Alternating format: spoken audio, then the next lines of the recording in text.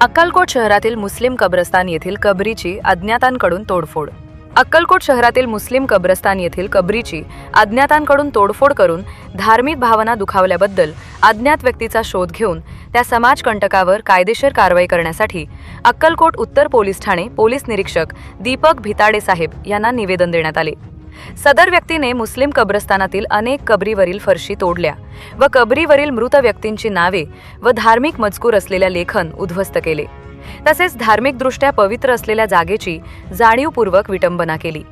हे कृत्य केवळ मालमत्तेचे नुकसान नसून मुस्लिम समाजाच्या धार्मिक श्रद्धा भावना व पवित्रतेवर थेट व गंभीर आघात करणारे आहे.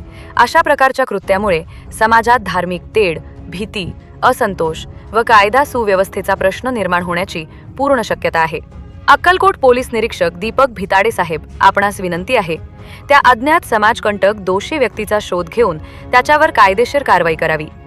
भविष्यात अशा घटना घडू नये त्यासाठी योग्य प्रतिबंधात्मक उपाययोजना कराव्यात. यावेळी मोहसिन मोकाशी, सामाजिक कार्यकर्ते सोहेल फरास, सैपन शेख, सकलेन सुभेदार, अबूबकर उस्ताद, सिकंदर चाऊस आदी उपस्थित.